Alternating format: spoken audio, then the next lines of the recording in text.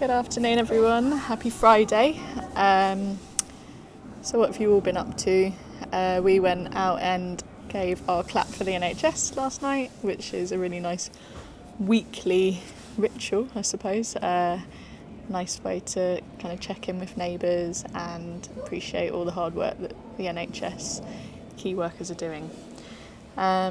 So we are on chapter 8 of Maya the Bee, and this is called The Bug and the Butterfly. Her adventure with the spider gave Maya something to think about. She made up her mind to be more cautious in the future, and not to rush into things so recklessly. Cassandra's prudent warnings about the greatest dangers that threaten the bees were enough to give one pause. And there were all sorts of other possibilities, and the world was such a big place. There was such a good deal to make a little bee stop and think. It was in the evening, particularly when twilight fell and the little bee was all by herself, that one consideration after another stirred her mind. But the next morning, if the sun shone, she usually forgot half the things that had bothered her the night before, and allowed her eagerness for experiences to drive her out again into the whirl of life.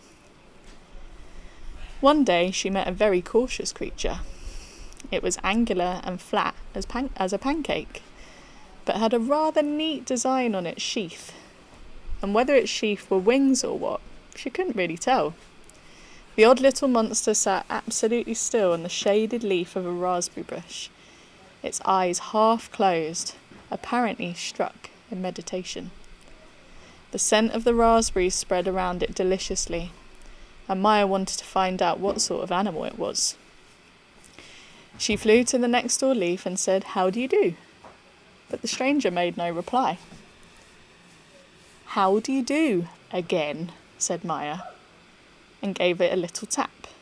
The flat object peeled one eye open and turned to Maya and said, "A bee? A world is full of bees," and closed its eyes again. Unique, thought Maya, and determined to get the stranger's secret, for now it excited her curiosity more than ever, as people often do who pay no attention to us. She tried her honey. "I've plenty of honey," she said. "May I offer you some?" The stranger opened its one eye and regarded Maya. What is it going to say this time? Maya wondered. This time there was no answer at all. The one eye merely closed again, and the stranger sat quite still, tight on the leaf, so that you could see its legs and you thought it would have been pressed down flat with a thumb. Maya realised, of course, that the stranger wanted to ignore her. But you know how it is. You don't like being snubbed, especially if you haven't found out what you wanted to find out. It makes you feel so cheap.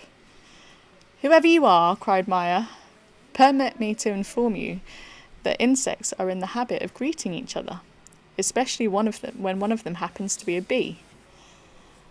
The bug sat on without budging, did not so much as open an eye. It must be ill, thought Maya. How horrid to be ill on such a lovely day like this. That's why it's staying in the shade too. She flew over to the bug's leaf and sat down beside it.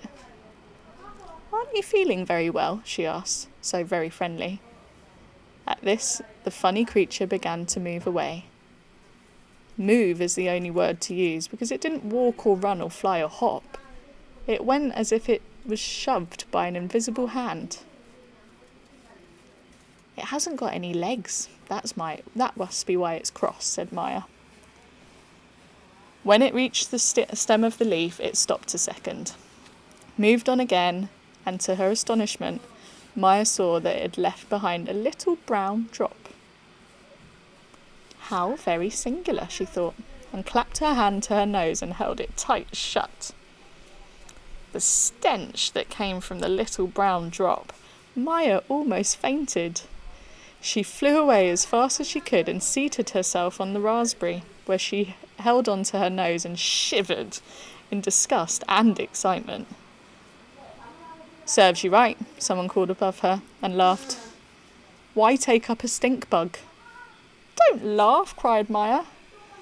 She looked up. A little white butterfly had alighted overhead on a slender, swaying branch of the raspberry bush and was slowly opening and closing its broad wings, slowly, softly, silently, happy in the sunshine.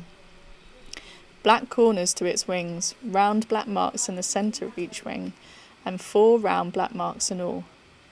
Ah, how beautiful it was! So beautiful! Maya forgot her vexation, and she was glad too to talk to the butterfly. She had never made the acquaintance of one before, even though she had met many of them. Oh, she said, you're probably right to laugh. Was that a stink bug? It was, he replied, still smiling. The sort of person to keep away from. You're probably very young still.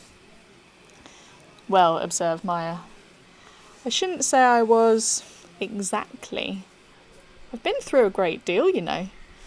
But that was the first specimen of that kind that I'd ever come across. Can you imagine doing such a thing? The butterfly had to laugh again. You see, he explained, stink bugs like to keep to themselves. They're not very popular, so they use the odour to make people take notice of them. We'd probably soon forget the fact of their existence if it wasn't for the drop. It serves as a reminder, and they want to be remembered, no matter what. How lovely your wings are, said Maya. So delicate and white. May I introduce myself? My name is Maya, of Nation of Bees. The butterfly laid his wings together to look like only one wing standing straight up in the air and gave a slight bow. Fred, he said iconically. Maya couldn't gaze her fill. Fly a little, she asked. Shall I fly away? Oh no, I just want to see your great white wings move in the blue air. But never mind, I can wait later. Where do you live? Nowhere specifically. A settled home is too much of a nuisance. Life didn't get to be really delightful until I turned into a butterfly.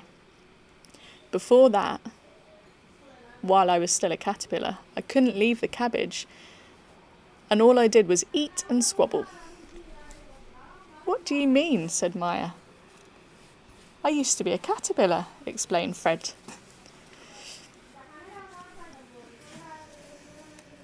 Oh, where am I? I used to be a caterpillar, explained Fred. Sorry, I got distracted by the cat. Never, cried Maya. Now, said Fred, pointing both feelers straight at Maya. Everyone knows a butterfly is first a caterpillar. Even human beings know it. Maya was utterly perplexed. Could there be such a thing? You must really explain more clearly, she said. I couldn't accept what you had to say. You wouldn't expect me to, would you? The butterfly perched beside the little bee on the slender swaying branch of the raspberry bush, and they rocked together in the morning wind. He told her how her life had begun as a caterpillar, and then, one day, when he had shed his last caterpillar skin, he came out of a papaya or a chrysalis. At the end of a few weeks, he continued, I woke up out of my dark sleep and broke through the wrappings of my chrysalis case. I can't tell you, Maya, what a feeling comes over you when the time is like that. You suddenly see the sun again. I felt as though I was melting in the warm golden ocean, and I loved my life so that my heart began to pound. I understand, said Maya. I really understand. I felt the same way the first time I left our city and flew out into the bright scented world of the blossoms. The little bee was silent a while, thinking of her first flight. But then she wanted to know how the butterfly's large wings could grow in the space of such a small case. Fred explained. The wings are delicately folded together like the petals of a flower in a bud. When the weather is bright and warm, the flower must open. It cannot help itself, and its petals unfold. So with my wings, they were folded up and then unfolded. No one can resist the sunshine when it shines. No, no one cannot. No one can resist the sunshine, Maya mused, watching the butterfly as he perched in the golden light of the morning, pure white against the blue sky. People often charge us with being frivolous, said Fred. We're really happy. Just that, just happy. You wouldn't believe how seriously I sometimes think about life. Tell me what you think. Oh, said Fred. Well, I think about the future. It's very interesting to think about the future. But I should like to fly now. The meadows on the hillside are full of yarrow and Canterbury bells. Everything is in bloom. I'd like to be there, you know? This Maya understood. She understood it well. And they said goodbye and flew away in different directions. The white butterfly rocking silently as if it wafted by the gentle wind. Little Maya with that uneasy zoom-zoom of the bees, which we hear upon the flowers on the fair days, and which we always recall when we think of the summer. That's the end. And have a nice evening. Bye-bye.